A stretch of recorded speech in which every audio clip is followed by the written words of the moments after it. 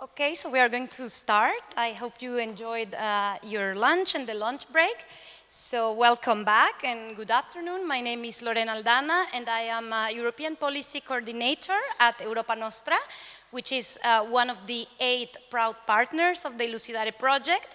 And for those of you who do not know, Europa Nostra is the largest and most representative federation of heritage NGOs in Europe. So I'm very pleased to be chairing this expert session on heritage-led political innovation, which is the very first kind of innovation that we will discuss today during this summer school. So indeed, as we heard this morning from the definitions and the handbook of heritage-led innovation, in the spirit of the project, of the Elucidare project, and according to the working definition that was created within this project, innovation is not only related to commodities or to products, but also to governance models, to processes, structures, networks, and also interactions. So this is why we consider that cultural heritage can contribute to all types of innovation, including, of course, political innovation. And why is this important? So in a world that is increasingly complex and interconnected, cultural heritage institutions and policies and practices need to acquire innovative thinking and be able to develop creative and new solutions that also allow for the heritage world to stay relevant, to develop also more inclusive heritage narratives that can support policy goals or, let's say, whether social, political demands or also support political agendas. So obviously, this is a sword, let's say, with 2 sides, because it can be very positive, meaning supporting social inclusion, for example, of minorities, but can also be used for instrumentalization of cultural heritage, for example, to support nationalist discourses.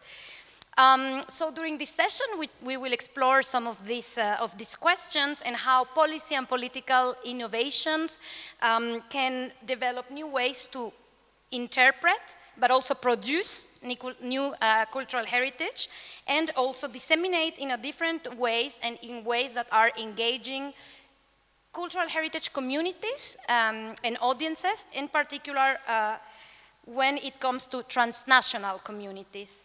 So we will discuss how is the past being preserved, who decides what to be preserved, how to challenge the mainstream vision of history, how to balance the selection, because curation of cultural heritage is in itself a selection, so balance selection and inclusion.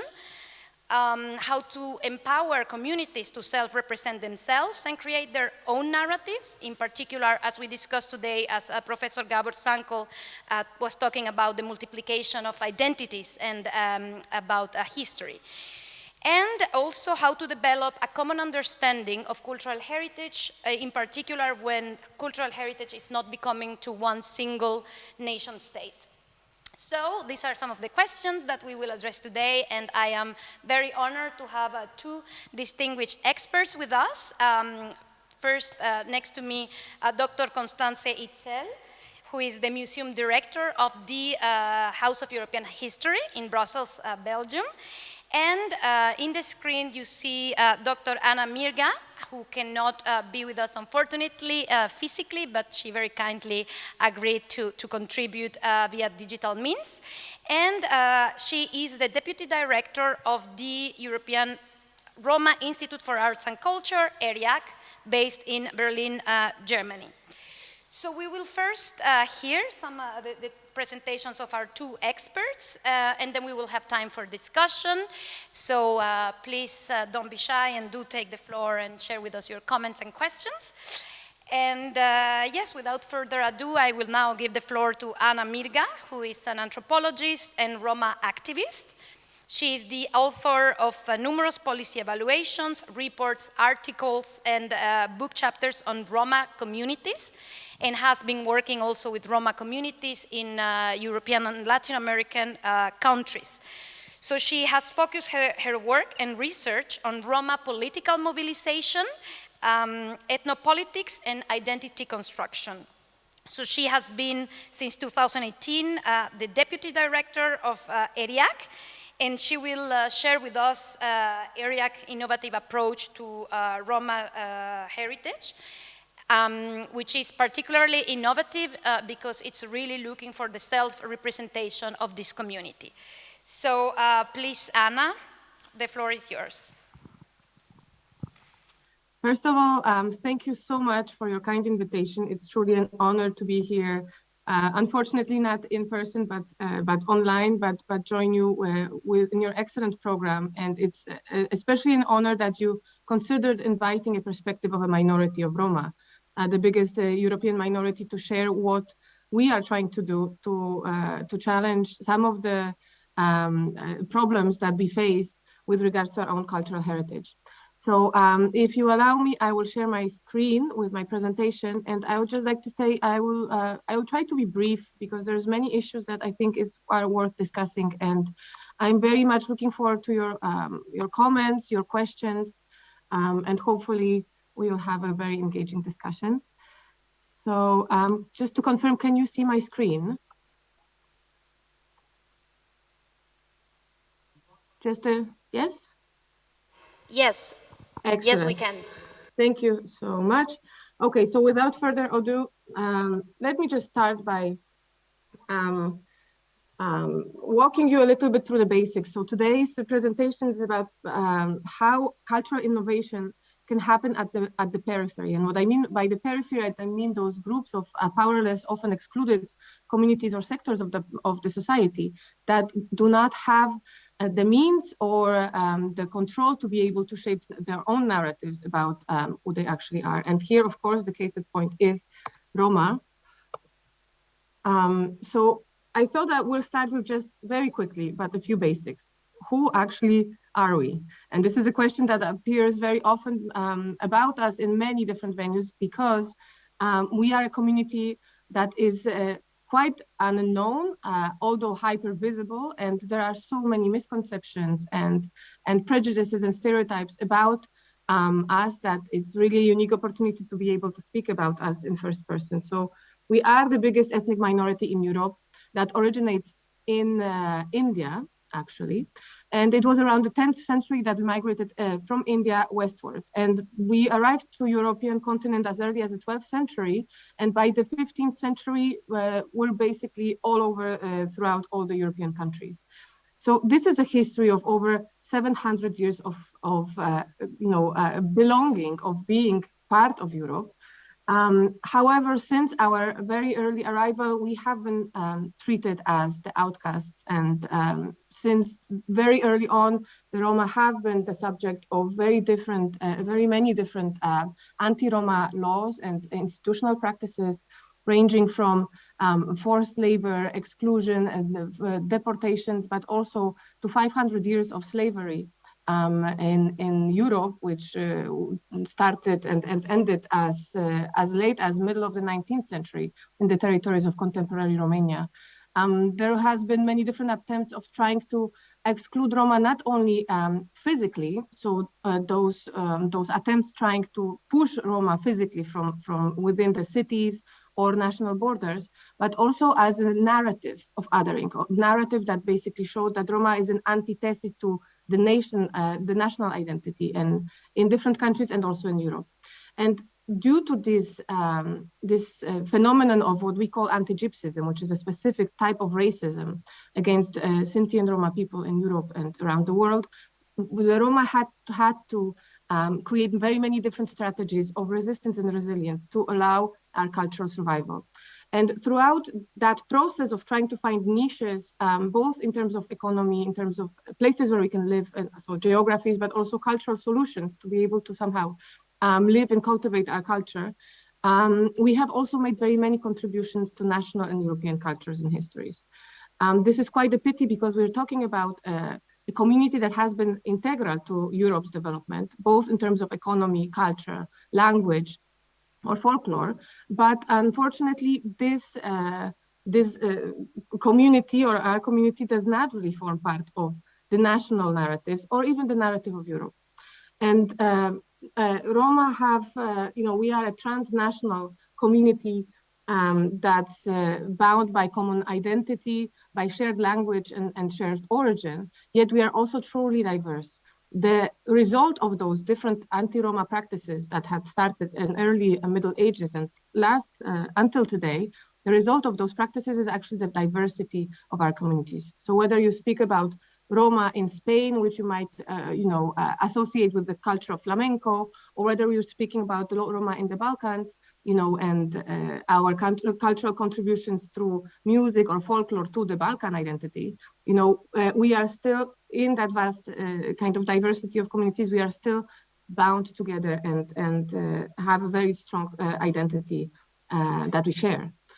But of course, the fact that we are these eternal foreigners, nomads, or temporary unwanted guests in different European countries, that also has very serious consequences in how we are perceived as kind of a minority of Europe. So we are not perceived as a community that has formed histories or formed national identities, or even that is perceived as a core to European identity. We can even claim that even the very European Union has not paid enough attention to the Roma identity.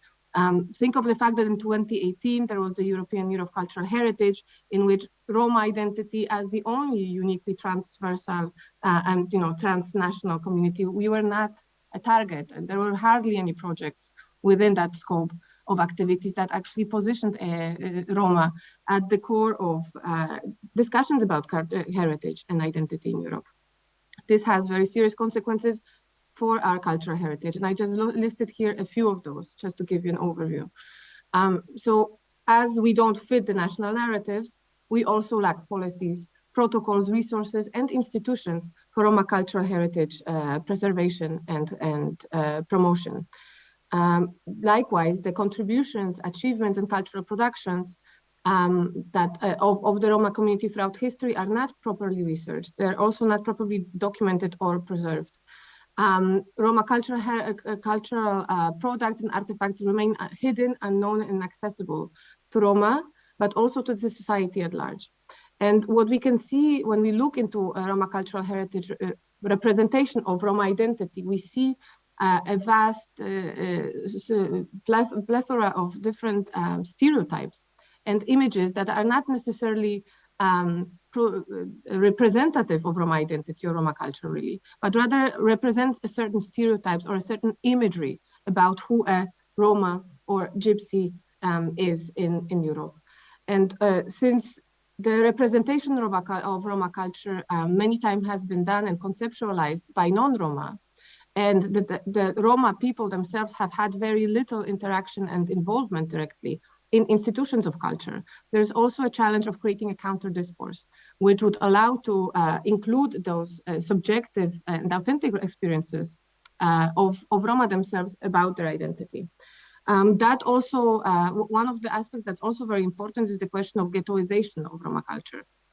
Roma culture and identity has been, tends to be theorized as low culture, which also results in the fact that Roma identity is only associated with artifacts of contemporary of daily use, and also that Roma artifacts of culture are stored almost exclusively in ethnographic museums. So for Roma contemporary expressions of identity, such as through contemporary arts, there is very little space and very little opportunities to actually create that narrative. And then, of course, there's a whole scope of cultural appropriation that has been happening over centuries. I think one of the maybe strongest examples of that is actually the question of flamenco. Flamenco is a very complex interdisciplinary art form, has been also acknowledged by the UNESCO as a intangible patrimony of World Heritage. However, the contribution of Roma or the kind of connection of Roma in creation of this art form has been completely omitted in the text of that resolution, and consequently in institutions, policies, practices, and also the narrative of what flamenco as an art form is. And cases like that are very many throughout Europe, and we can maybe go into that later on during the discussion. And finally, just to also maybe point to the fact of how institutional practices and protocols of museums or institutes of culture, how they have also not necessarily intentionally, but effectively contributed to making a cultural heritage of Roma in such a serious situation of risk. One element is the question of terminology that's being used. You might know that we as a community, we tend to refer to ourselves as Roma, and the term that we are commonly used, that we are commonly known by, gypsy, is very often considered an ethnic slur. Yet in institutions, you can very often only see that tag around objects of culture that are associated to Roma. And what's important also, and we've looked into that practice, many of the items that are kind of identified as gypsy, they are not produced by Roma or people of the community, yet they are associated or attributed as belonging to that. And here again, the very broad scope of stereotypes is at play.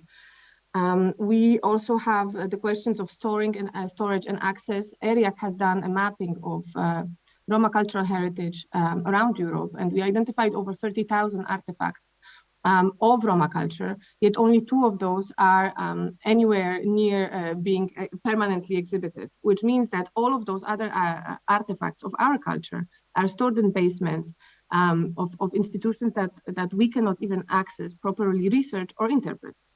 And of course, there's also a question of authorship. Roma items or artifacts of Roma culture are often tagged or collected by the name of the collector. So there is a complete denial of Roma authorship, where we cannot know what the artifact really represents, who was the person that created it, or what community does it come from. Rather, it's kind of labeled by the name of the collector, who then is attributed the ownership and also the unique kind of monopoly over the narrative or interpretation over those artifacts. So what have we been trying to do as Roma to trying to counter this? Consider that we are a community that's largely dispersed, very much hated or kind of rejected by the majority society, so quite unpopular in terms of policies and kind of political discourses. And in that situation of very quick deterioration of Roma cultural heritage of the past, and also the perspective of our cultural development, the Roma people themselves have created, have had this case at point of using culture as an objective for our own survival and also as an item on our political agenda. And the Roma culture and political movement should be understood as the struggle for self-definitions and self-determination, because Roma identity and history has been largely conceptualized by the non-Roma and counts with this kind of external gaze towards us. And we have had very little contributions to knowledge production, to creation of policies. Then there needs to be a very broad corrective process to be able to right the past wrongs and create a dynamic for our own self-definition. So this is really about being in control over the definitions and discourses about who we are. And reclaiming culture should be seen also as a tool for self-emancipation for ourselves. And it's also a tool for us to create that counter-narrative that can balance those negative prejudices, those stereotypical portrayal that we can see about Roma, whether it's in the media, whether it's in public discourse, whether it's through literature or pop culture. It's very necessary that there is a space in which Roma themselves can speak from within and show what our identity is and what our culture is or is not. So of course, advocating for recognition of Roma arts and culture is a very important point here. And this process has started back in the post-war period, in the post-Holocaust context, where targets next to the Jewish community were targets for complete extermination. And in some countries, up to 90% of Roma population has been murdered. So of course, the post-war period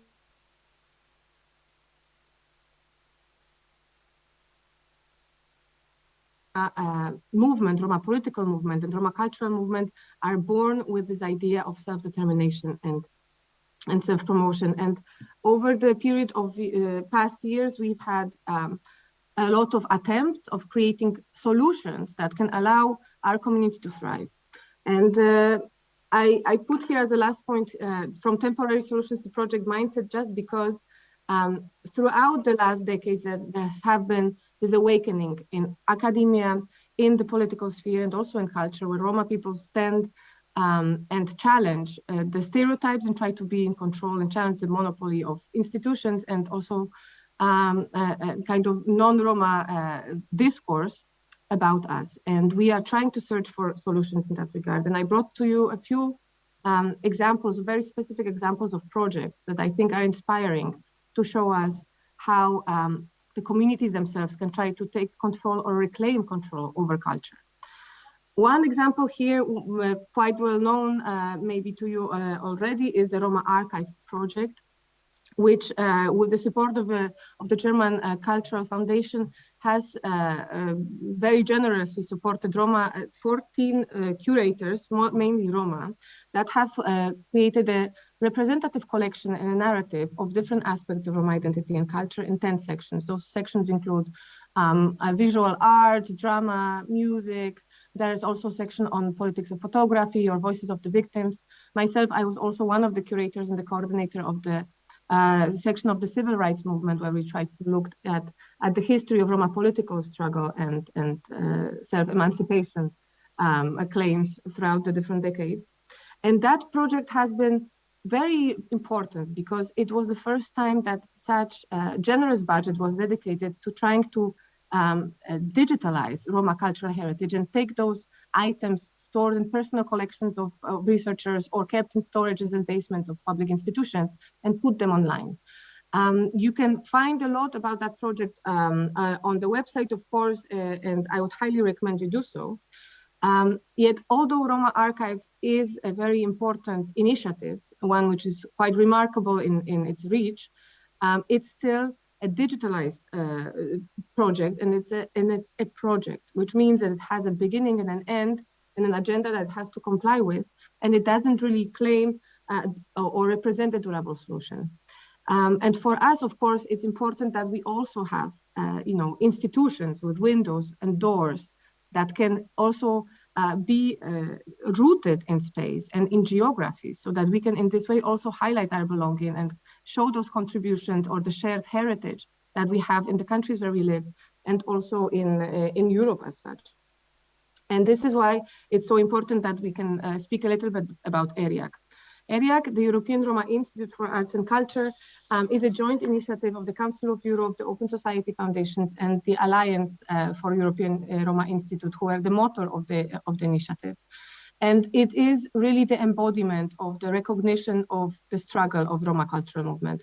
The founding of ERIAC happened in 2017, but it's the process of which, or it has to be understood in a larger continuum of the past decades of struggle of Roma trying to create institutions that could effectively represent our identity and could also store our heritage or create initiatives that can really serve our heritage and culture from disappearance. And ERIAC is based in Berlin, but we act very dynamically throughout Europe and the world. We use the tool of arts and culture to both increase our own self-esteem of our own communities, but also decrease the negative prejudices in the majority population. And our goal, of course, is the recognition of Roma arts and culture. And as an international hub, we bring Roma and non-Roma institutions and individuals in 4 thematic sections, which you can see here. We currently have over 160 members working very closely with us. And we have had, since 2017, when we were funded, we organized over 300 activities and events all around Europe, trying to use contemporary arts, but also public diplomacy to advance the claims of the Roma community for our own recognition and survival. So Roma, since we are a non-state nation, we don't have our ministries of culture, we don't have our own institutes of promoting culture, or we haven't had up until now. ERIAC, with its creation, started to act as a Roma cultural embassy. So a space in which we can have the prestige and an authority to provide reliable information about who we are, to shape discourses also of our past, but also of our future. And in that work that ERIAC has been developing over some years, there has been initiatives that were, and there are very important initiatives that aim at correcting the wrongs with regards to the Roma cultural heritage. And we employ different strategies also in trying to make sure that Roma cultural inclusion really crystallizes, and at the same time that our access to our own culture, which is indeed a human right, is respected. And I would like to only briefly discuss two of those, and please stop me if I'm over time. I hope I can still very briefly just talk about two initiatives. One strategy that ERIAC employs to try to work with Roma cultural heritage is claiming permanent presence. What does that mean? As I mentioned, Roma do not fit the national narratives, or even the very broader national narrative of Europe, which means that there is not one institution or space that really cares about Roma being involved and really highlights what our identity and our culture should be understood as. And this is why we try to build partnerships and we try to conquer spaces of prestige and importance in the art scene, and make permanent space for Roma to be there.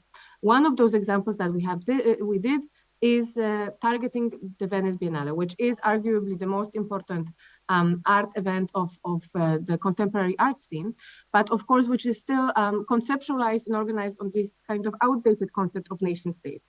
So communities who do not fit those national narratives, whether they are the refugees, whether there might be representatives of LGBTIQ community, or whether as our community, Roma, we don't have a space of representation there at all.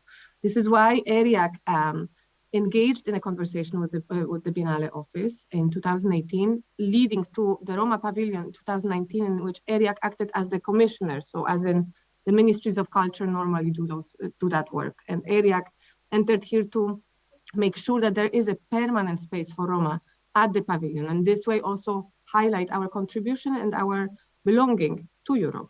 And Futuroma has been a great success.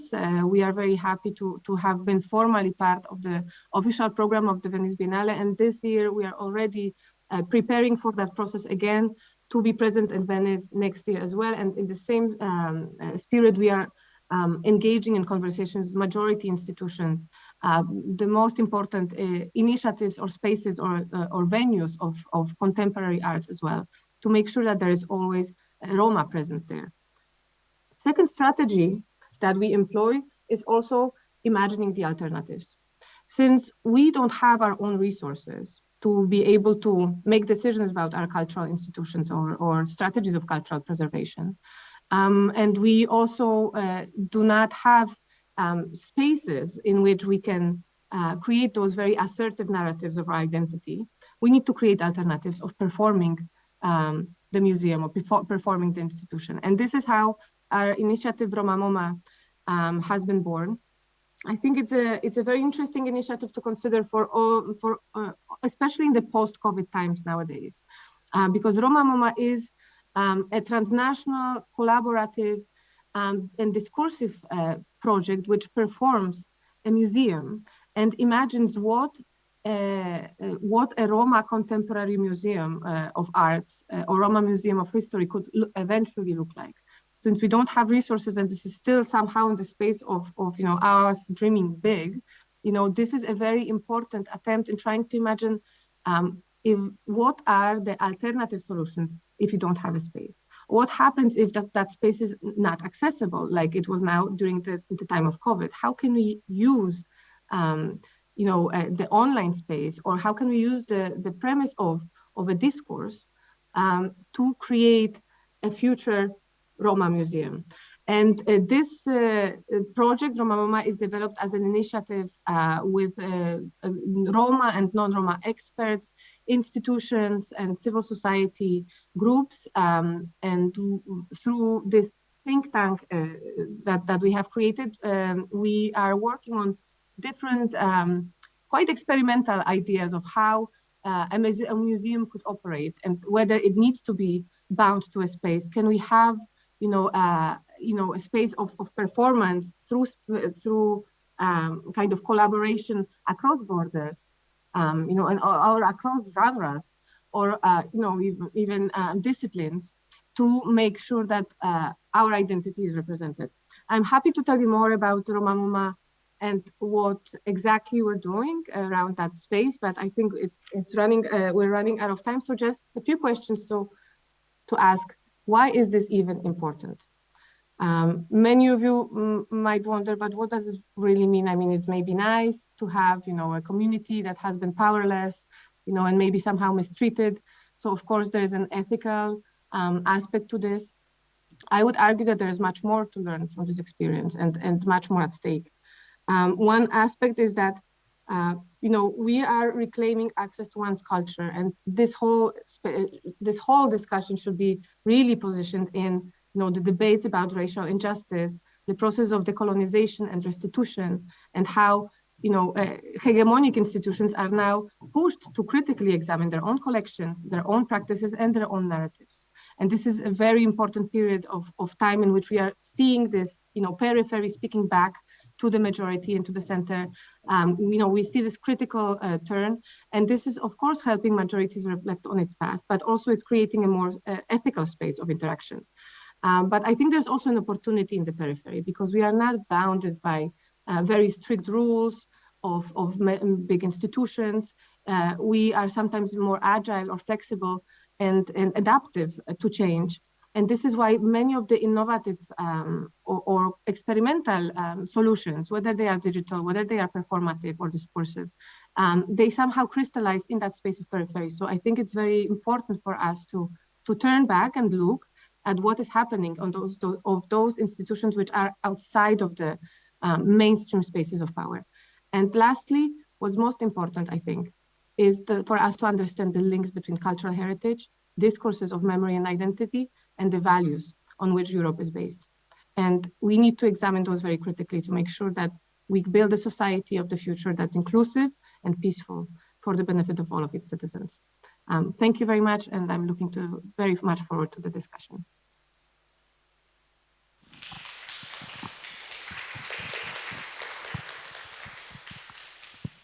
Thank you very much, Anna, for this very interesting. It's on. Can you hear me? Yeah. Thank you so much for this interesting presentation, which actually it's providing a perfect link also to the second case study that we will discuss today, because you said that social inclusion is impossible without cultural inclusion. So I think this is exactly the idea of the House of European History as well. European integration is not possible without cultural integration as well. So I think it's the perfect link to the next speaker. So I will now give the floor to Dr. Constanze Itzel, Museum Director at the House of European History in Brussels. She has been in this role since 2017. And previously, she was also working as an advisor and curator in the same institution since the very beginning in 2009. And before that, she was also working as a curator in 6 different museums in both Germany and France, and at the European Parliament in Brussels as a research and committee administrator for the Committee on Culture and Education. So she will present the House of European History, an innovative entity that has sort of changed the way an advanced democratic system is addressing its relationship with the past. So, Constanze, please. Yes, can you hear me? Thank you very much for having invited me. It's a big honor that you consider our institution innovative.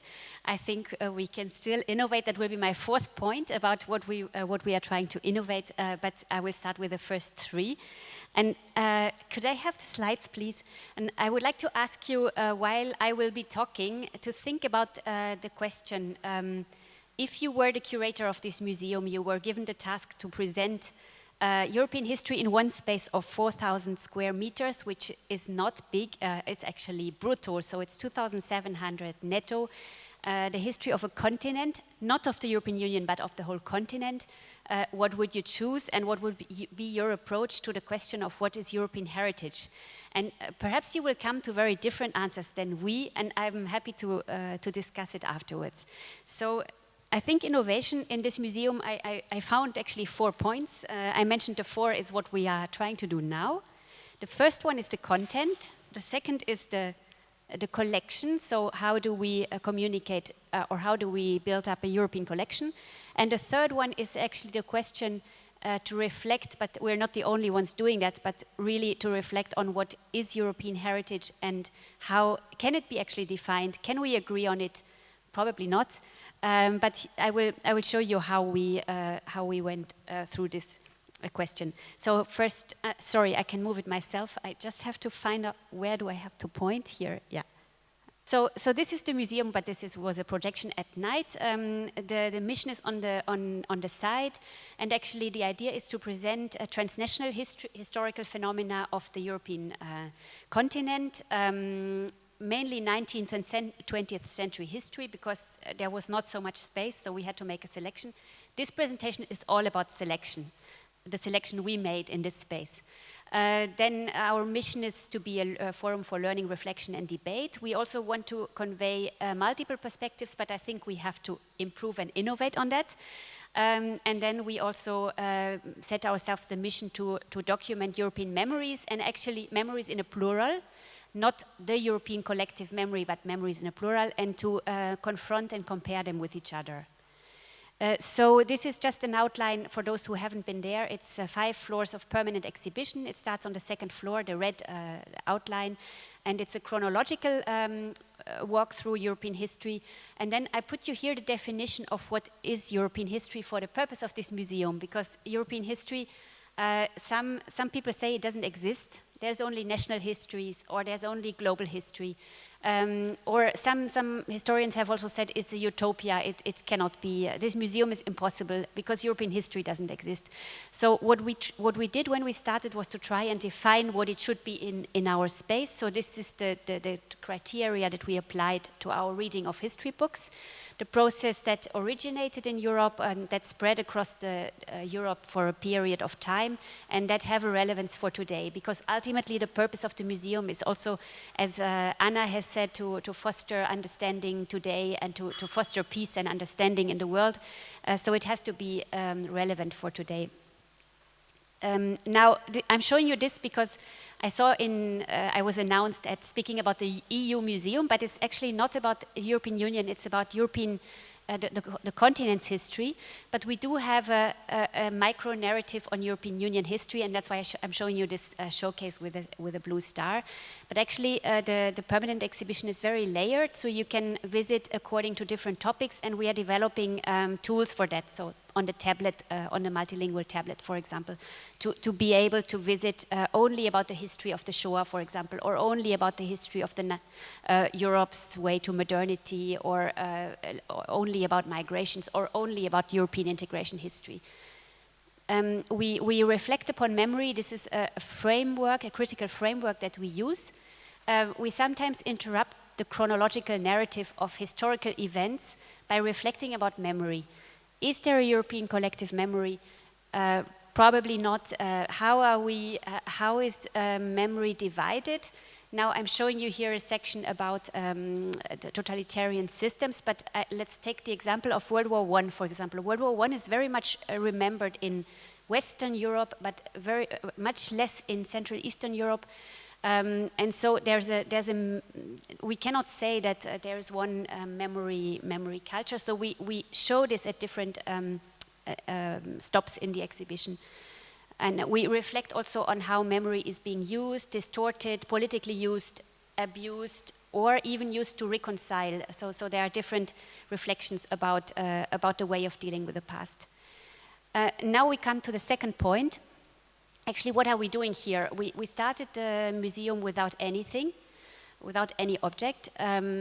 We brought together, we did this research that you see on the right side.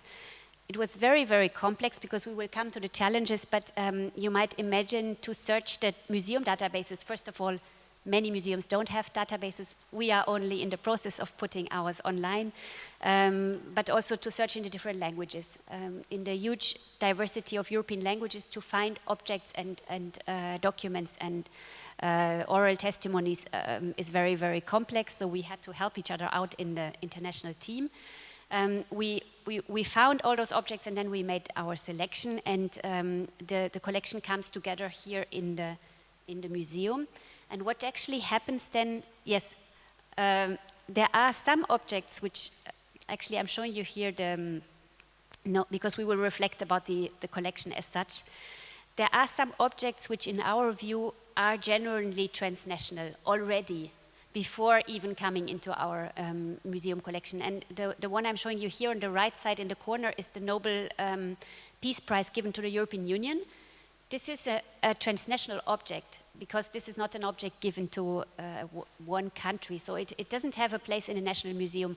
And I'm showing you this because it shows in a way also that we fill a gap in preserving the heritage, because this the heritage of the European Union history or transnational processes, we've seen Roma institutions, but also for European institutions there were only archives and some small museums like the Schengen Museum, but there's a lot of things going on which don't belong into the national or city museum or regional museum.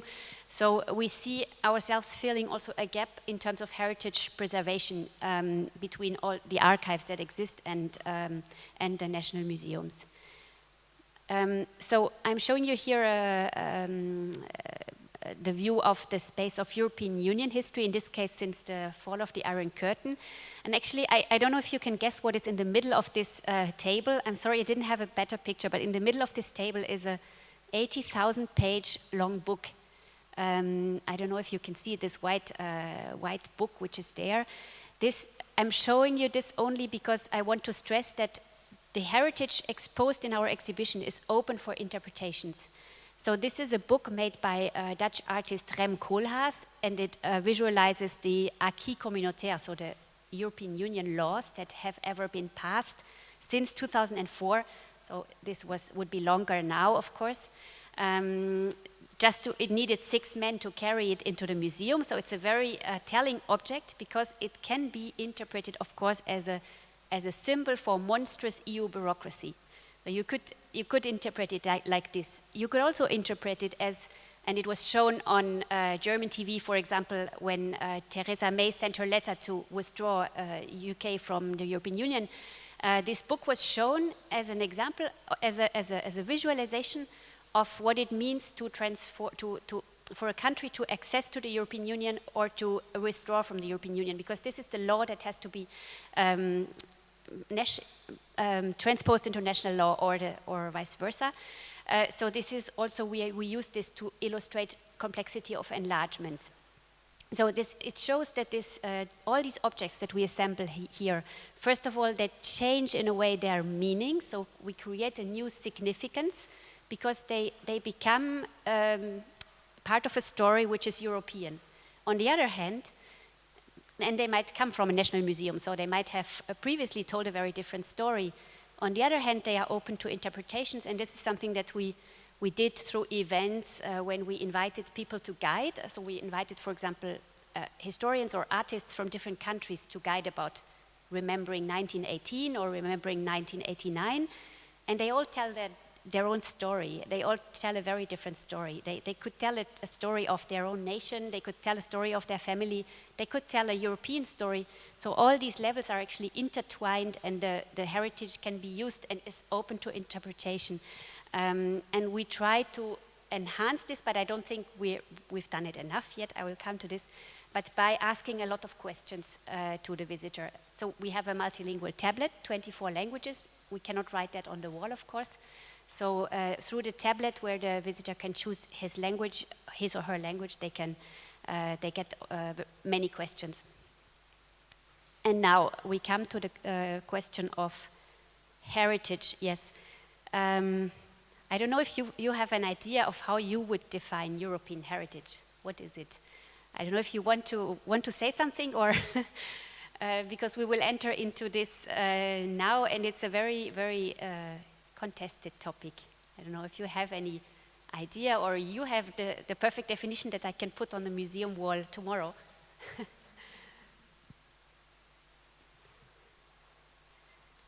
Nobody yet? So, okay, because I think I will start with the easier part. The cultural heritage is very, I mean, we can see lots of mutual influence, for example, in the art movements and styles. Here you have the painting showing the Warsaw Cathedral with Gothic style originating from France.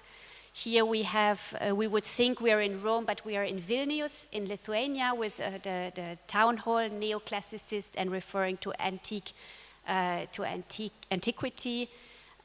We have, of course, the immense influence of religious heritage across Europe, which in our exhibition we show how the networks, not only Christian, but also other religions networks influenced Europe. I'm showing synagogues and mosques. And then we have food heritage. And in our first temporary exhibition, we tried to question a little bit the stereotype of typically Italian, this is typically Italian, this is typically Dutch, etc., by looking into the roots of food heritage. So we took the pizza, for example, and we deconstructed where the ingredients of the pizza come from. So tomato had to be first imported from South America before it could, to Europe before it could be used on a pizza.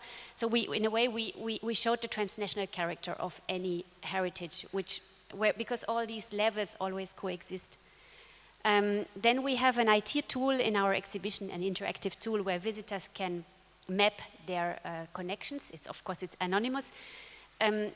You can also do this from online, and the content will come into the exhibition. This is one of the attempts to overcome the limitations of having a space. I heard Anna saying they need a space. I think sometimes we're limited by the fact that we have a space, because we have to fill the space, and it's in the west of Europe, and that has an impact on who can come or not. But okay, here we have this tool to show contacts of our visitors, and I'll just give you this example, because we asked them several questions. Where do you live and where do you come from? So this is the left screen. And then where do you live and what do you like, which food you like. And you can see that there are hubs and that there are patterns. And this is a very interesting way to make them think about the connections that they have, and to visualize Europe for once, not as like in a school book with the territories, you know, the patchworks, but to visualize networks, so from patchworks to networks, but just to look at the continent for once in another way, and not look at the borders, but look at the connections. But now we come into the complicated part, because these are things on which one could probably agree more easily, that Gothic styles, etc., spread across Europe, and it is a genuinely European style. But when we come to historic heritage, it becomes much more complex. Because as you know, history is being taught nationally most of the time, and in school and in universities. There are changes, but that's the general pattern. So we are used to looking at history from a national angle. So here we made a showcase, and this is the one with where you can see the slave chains and a European scene by Benin in Benin, symbolizing colonialism, where we have lots of discussions with the visitors. Because here we question what is part of European heritage, historic heritage, and we ask questions, and some can tell us here, my country didn't have colonies, so this is absolutely not part of our history. So there can be denial depending on the perspective that you are taking. So here, this is the attempt that we made. we asked which processes have most shaped Europe. This is, of course, very complicated, and you can only make mistakes. So I'm happy to listen to your comments later on. We have Greek philosophy, we have democracy, we have Christianity as the religion that most shaped Europe. We have state terror symbolized by the guillotine that you see in the middle. We have the colonialism and slavery as historic processes, and then communism, socialism, and genocides, and many different more complicated topics. So actually the question is, can we agree, and can Europeans agree? And I can tell you from my experience with the visitors that we cannot agree, because it depends on the definitions that you apply, and it depends on the as I said, on the perspective that you take.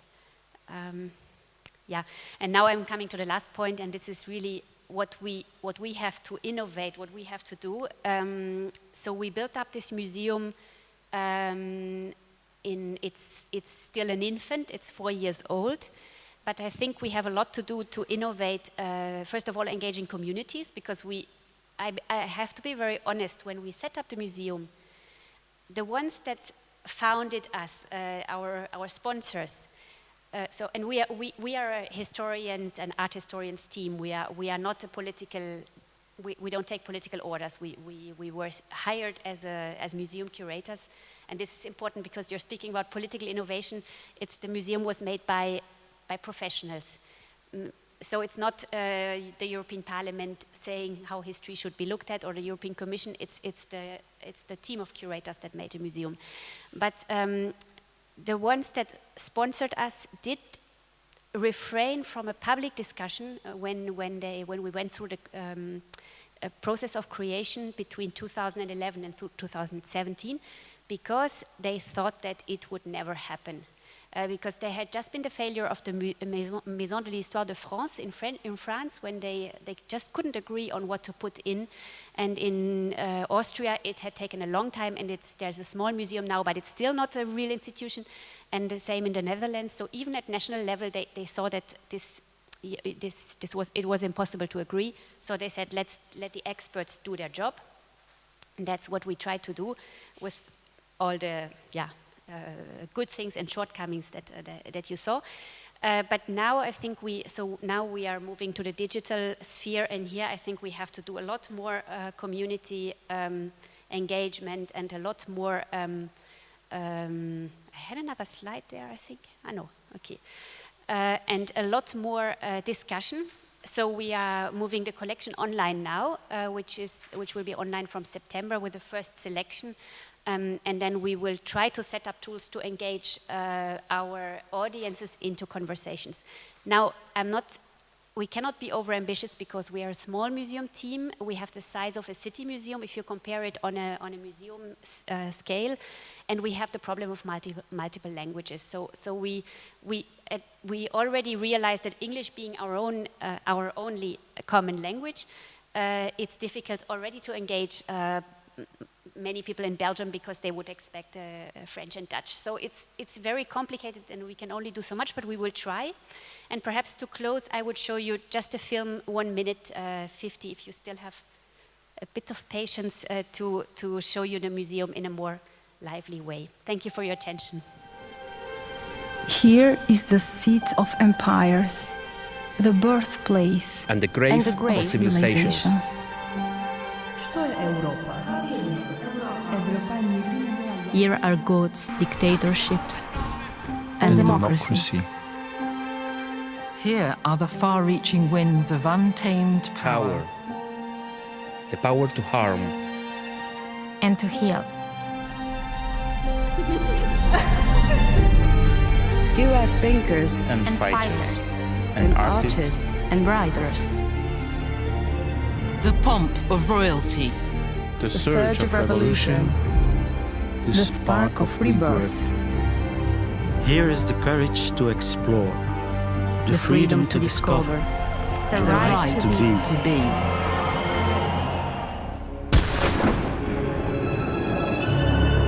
Here is the apocalypse of war. and the birdsong of peace. Here are memories that can never fade. Here is doubts and division and division and suspicion. and suspicion. Hope and unity. Crisis and controversy and cruelty. Here are the riches of history, the possibilities of tomorrow. Made by ideas, Shaped by traditions, Sustained by people. Here is our story.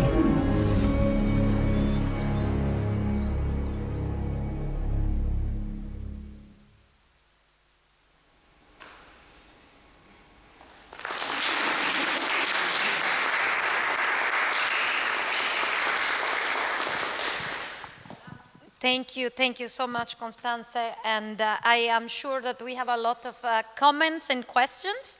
So we still have some 30 minutes for discussion. So I will just start with a couple of follow-up questions to our speakers, and then we can open the floor for your views. So my first question is for Anna.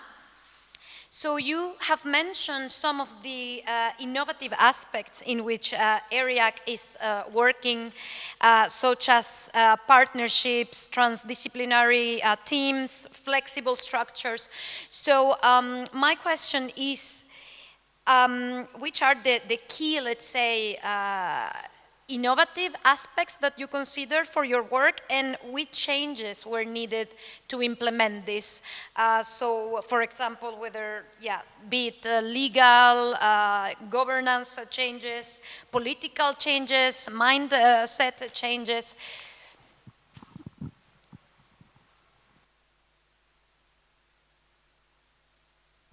Hello, hi. Thank you. This is a great question and a huge one. So thank you for challenging me. I'll try to be very brief because I think that we should also welcome discussion. In terms of principles, I think that it's worth mentioning that ERIAC is built on 6 founding principles, which transcend everything that we do, from the governance structure to the philosophy of our activities, to the way we administer and manage the organization. And there are 6 principles, but let me focus on 2. One is the principle of Roma leadership. And I cannot stress this enough. I think every time anybody speaks on behalf of somebody else without having the knowledge and the real authentic subjective experience of being in that position, we are dealing with a problem. Of course, we need to consider the positionality and the context in which knowledge is shaped, in which places from which discourses are being created. And in the context of Roma, we have throughout the 600, 700 years of our history, we're almost always spoken about, and kind of done without our direct involvement. So Roma leadership principle is absolutely essential. And this is for, I think, any community and any group that really there needs to be an involvement from within. And the other principle that I would highlight here is the principle of equality and plurality of identities and cultures. So even we at ERIAC discuss identities and cultures of Roma because we recognize that it's, that unity and solidarity does not mean sameness. We actually appreciate the diversity of our communities, whether it's through different dialects we have, the religions that are, of our community members, or the different lifestyles that we represent. It's a value in itself that we need to cherish. And this is something that we try to engage in as a pedagogy, not only for our own communities, but actually for the society at large, which we see that now tends to kind of go back to, kind of very strict, nation-bounded, very homogeneous identities. And we believe that this is the wrong way. In terms of changes, this is very difficult. You need to understand that we, as Roma, we operate from a space of disadvantage and a space of hate. And unfortunately, anti-Gypsyism is, in most countries, the most prevalent and kind of most acted on type of racism. And we are the most hated community, even above, the Jewish community, even above the Muslims, the Black descended communities. And this is speaking of a community which is over 10 million of Europeans, right? So this is more than half of EU member states. We are not speaking of some, tiny numbers. This is really a huge portion of European society that is disregarded. So any type of activities that we engage with are always somehow challenged by this context in which we operate. And what we try to do to challenge that in terms of processes, I wouldn't go very much into detail of ERIAC's work, but just two, I think, more broader aspects, which I think are very important. One is that whatever we do, if we don't pair up with the majority institutions and build alliances, it's not going to work. So we might be innovative, we might be very creative, we might be resilient, but unless we build strong partnerships with the majority, and kind of spread this knowledge with the society at large, we will not really generate any impact. And the other aspect that's for us extremely important is the community. So we try to crowdsource knowledge from the community. One example here, for example, is that we have curated and we're continuing to curate exhibitions which are called the family archives, in which we invite the communities to actually, tell us how they feel they want to be represented, what are those items that they cherish and that it's heritage for them. And I think as professionals of institutions, we don't do that enough to actually see what do you consider a treasure and how would you like to be remembered by. And we try to speak to our communities, to our members, but also to our families, to see whether actually the knowledge and the richness is not deep there within and not necessarily living with only those that have certain socioeconomic level of educational level or so forth. So I think those principles are something that's important to reflect on.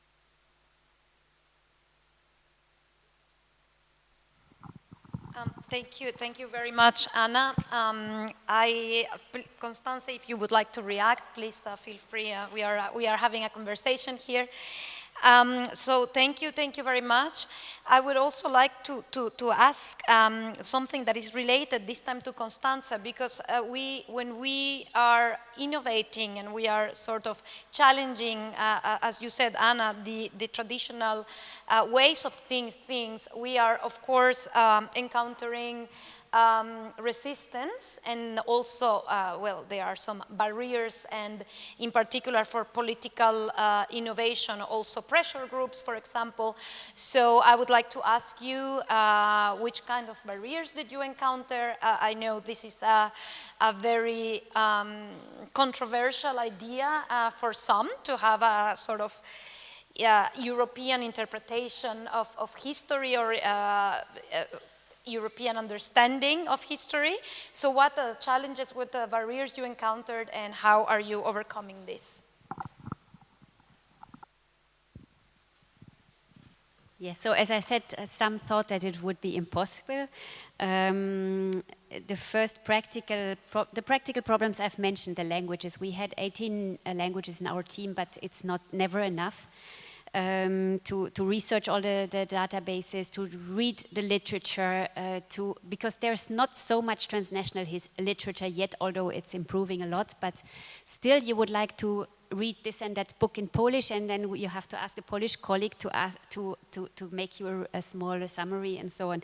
So there were many practical problems like this. Also the translation, because the pitfalls are in the translations. We had 100 translators from the European Parliament, but they were not all historians. So there were mistakes made sometimes from when you didn't choose the right term, for example, to describe World War I in the different languages. They are very fixed terms that you need to use in the different languages, but there was a great collaboration and a lot of discussions between the translators and the curators to solve all the issues. So many practical problems that a normal museum in a national context wouldn't have. But on the conceptual level, for the team itself, it was not easy, because all the curators came from national contexts, and there are not many museums like this. So curators with this professional context experience by definition did not exist. So we had clashes also on the even on the understanding of a curator's job. Curator's job is very different whether you are in the UK or whether you are in Germany or in other countries. So you come there, you work there, and suddenly you realize, oh yeah, I thought I would be doing something different. So even the job description itself had to be discussed.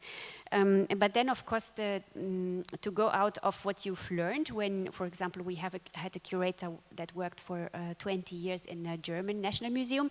Of course, you need to totally change your way of looking at things. You have to broaden your perspective, and you have to come to an agreement in a team. And I think this is, sometimes our critics don't see this, that this is real teamwork. I've mentioned the languages, but also the discussions in the meetings. It's a real teamwork, because some of our critics have tried to pin certain exhibition sections down to one curator, or to criticize the person, to go to personal attacks. This is not possible because it's a teamwork. It's a teamwork between the curators, the designers, the producers, the translators, and so on. We had, and then this exhibition meant squaring the circle in the sense that you try to create something which is understandable for laymen with no prior knowledge. We made focus group studies before. Knowledge on history is quite limited, but already at a national level it's quite limited, but let alone for a Belgian to know about Poland, or, you know, it's, so we could not, we had to do something simple, on the other hand, not oversimplify, and I think this is not always possible. I give you one example, the space about the 1950s, 1960s, is quite influenced, I think, by Yugoslavian perspective, former Yugoslavian perspective by some colleagues in our team, and was heavily criticized from Baltic states visitors because the deportations did not get the space that they should have. They are in other spaces of the museum, but they are not given the space. So I think also, apart from agreeing on the content, there is not one museology in Europe, not one scenographic approach. So you can be disappointed if you come from a country where you are used to having heroes in the museums, displayed in big portraits, heroic battles, the victories of your nation, and then you see the hero of your country in a small pin or in a small object, but this should be celebrated. So even the visual habits are different. So the challenges are really to do something for which no pre-existing tradition exists, neither in the history writing nor in the museum field. And yeah, I could go on for ages, but you can ask me questions. Yeah. Thank you very much. This is why, indeed, we actually invited you as an innovative, politically innovative institution, because indeed this is the very first and only EU institution. So I will now open the floor to questions. I'm sure there are many. Thank you very much for your presentations. And now we want to hear from the participants. Thank you very much. Thank you very much for the interesting, inspiring, and passionate lectures. I have one simple question, probably to Dr. Constanze.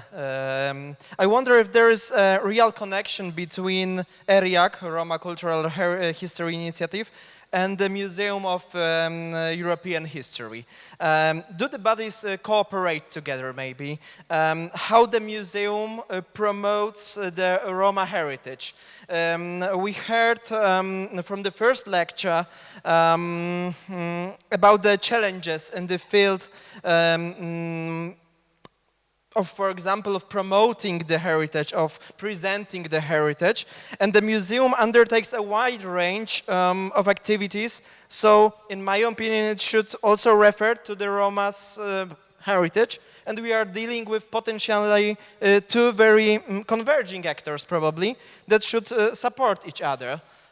So I wonder if there is a cooperation between the institutions. Thank you. Not yet, but I think we should have it.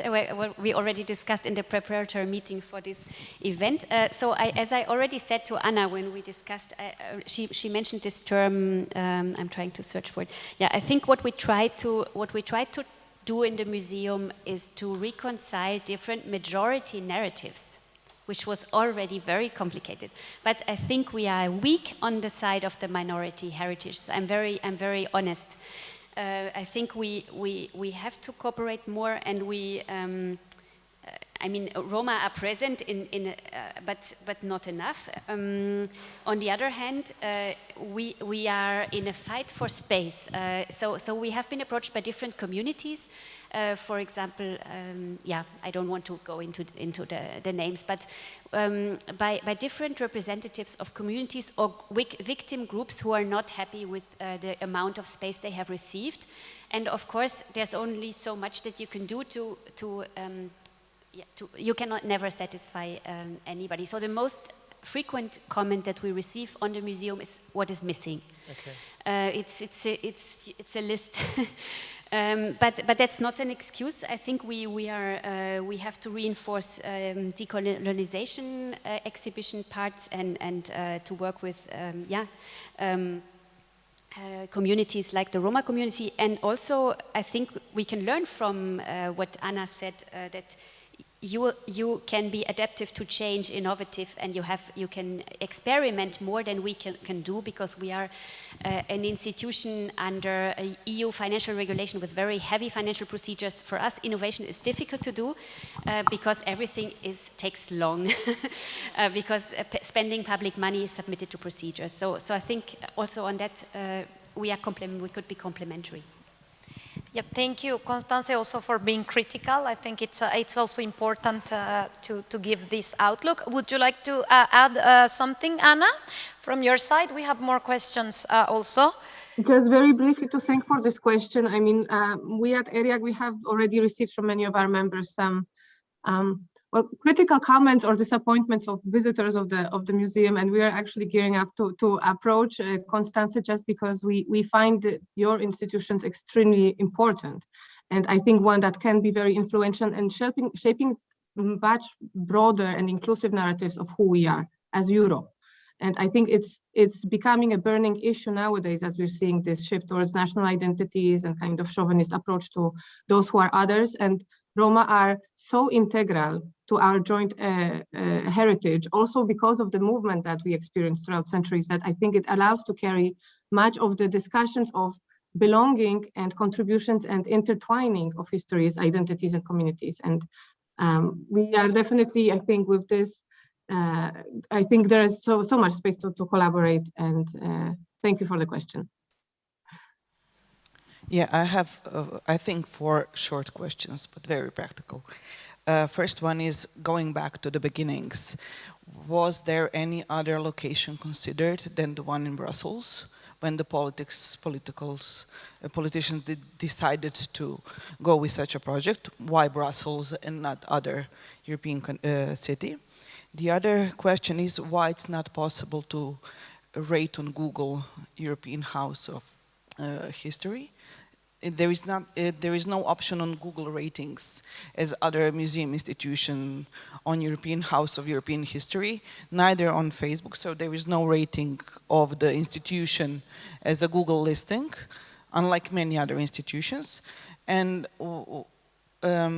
when you chose this interpretation plan as a final, being a realpolitik, more or less, interpretation plan, taking mostly into consideration the chronology and time lapse, was there any other interpretation plan which was in competition, and then finally this one won? Because nearby is the Bellevue Museum, which describes Belgian history through 5 values, I think, or 6 values. And many interesting facts are described and can be easily interchangeable, and it's very much related to community. Because when I was personally in the House of European History, it was just too many big screens and just large impressions, and there was not space for any soft interpretations or any other soft skills which European history could have offered in such a, even though a small space, but in the end it's a large space. So these are comments / questions. Thank you very much.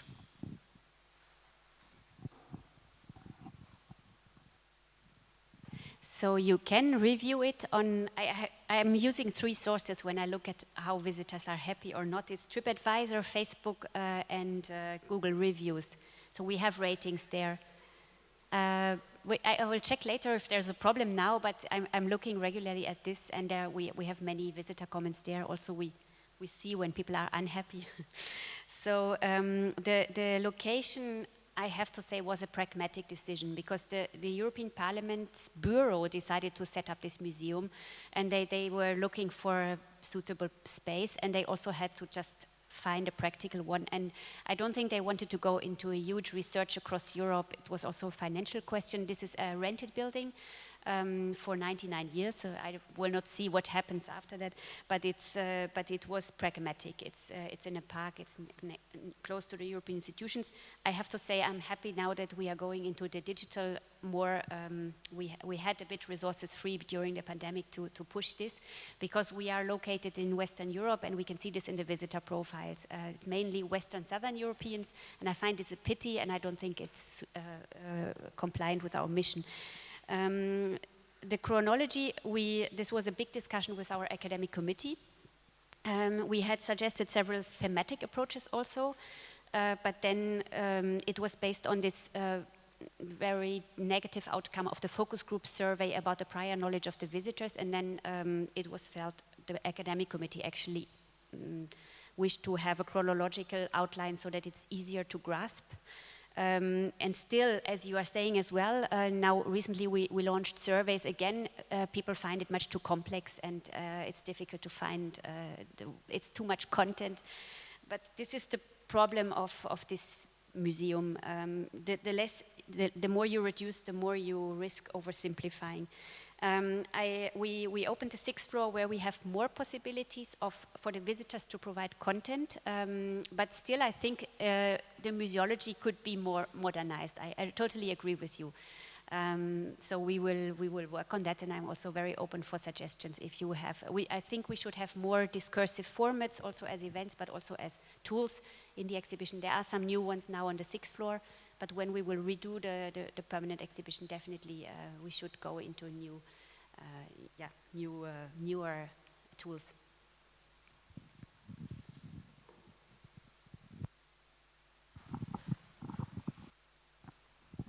Thank you to both for your presentations. I have a question for Constanze. In what ways is Europe defined? That is, do you only include the histories of the countries of the European Union, maybe, or how is it politically, culturally defined? And do you also include projects or exhibitions on countries that no longer exist in Europe, such as Czechoslovakia, Yugoslavia, etc.?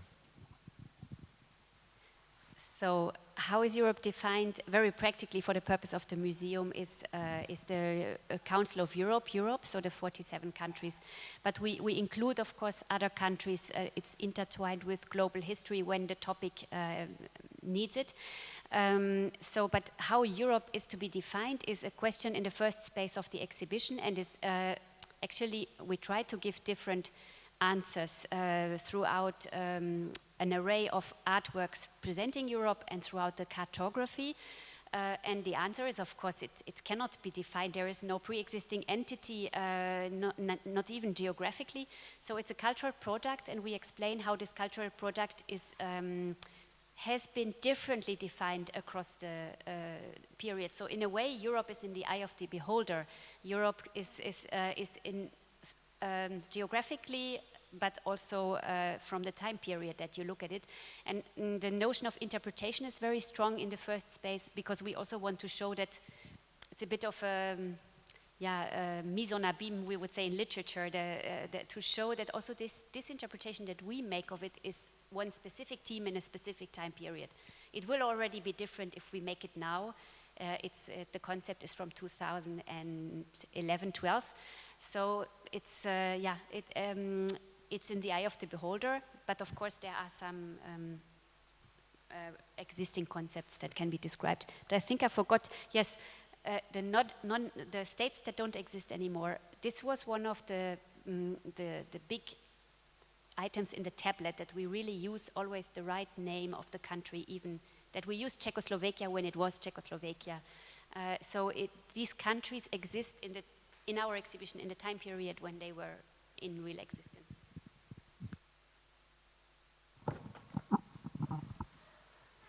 We have one more question over there.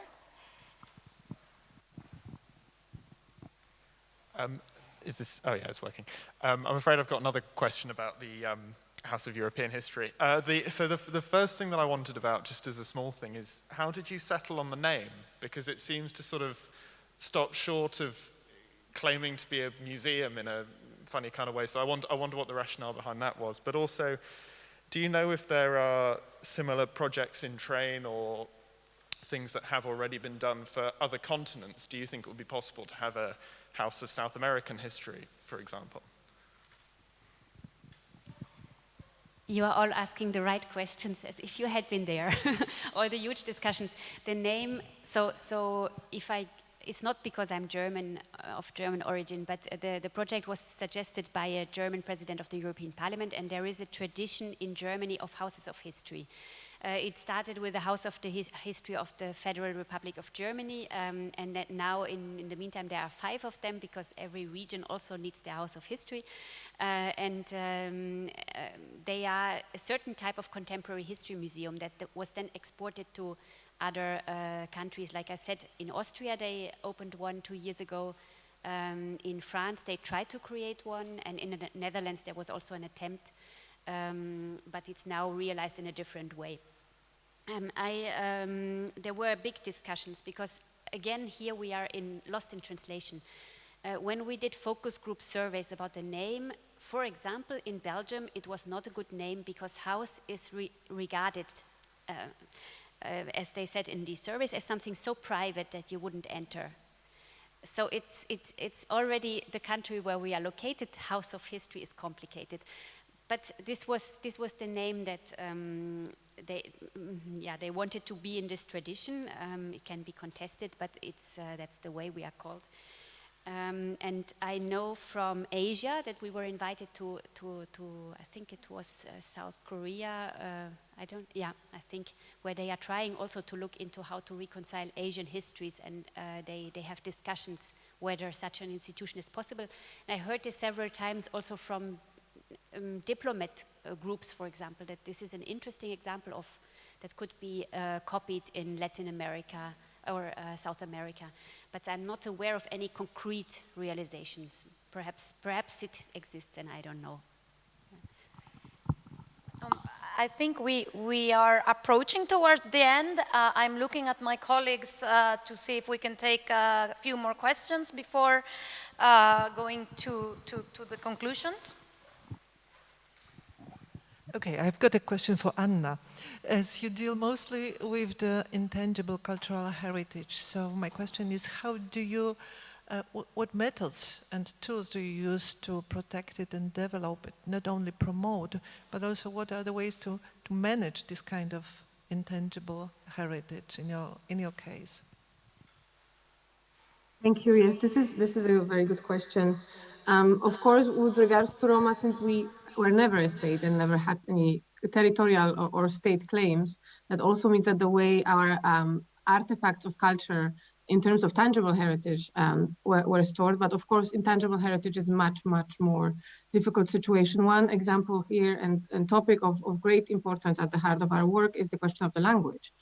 Because you may know the Romani language is a language spoken by a lot of Roma, not only in Europe, but around the world, which is rooted in Sanskrit, and it has many different dialects around Europe. But it's a language that's not taught in schools. That's not, we don't have publishing houses that are sponsored, by the state or that we can finance ourselves. So there is a very large language deprivation, and we can see from generation to generation that the language is being lost, actually. And it's since we don't have resources or tools to conserve it, this has been a problem, which is why ERIAC has created a language council, and last year created the first A1 language book of Romani language. That's a version of let's say, a compromise version that brings together different dialects and ways of writing and grammar. And we aim to eventually become a place that allows us to teach the language, to also certify the different A1, 2, 3 levels of the language teaching. So this is one element that's important. The other question is the question of intangible heritage with regards to the music and dance forms in particular, but also performative arts more broadly. And here there is a very big issue of cultural appropriation, because of course those artifacts or those intangible heritages are also potentially of economic benefit, because those are things that can generate income. And I would say that arts and culture in the context of Roma is the only discourse that's actually an added value and is positive.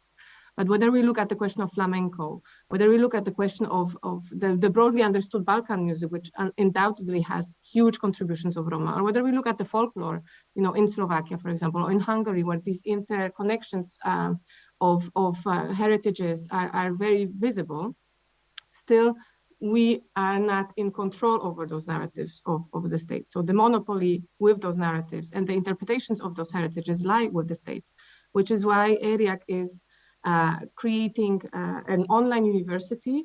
You might find this also online, a digital Roma online university of Roma culture. We just completed our first course on Roma cultural history, which invites the seminal Roma scholars to provide narratives of history, such as for music, or such as for question of dance, film, or other ways of art, to create a counter narrative of actually what our contributions might have been, or what that process of historical interconnection or dialogue across, you know, between Roma minority and the majority of in the countries where he lived, how that interaction looked like. And the online university is our space again at kind of turning the table around the hegemony and power of, you know, who is in control of the discourse and knowledge, and we create those spaces ourselves.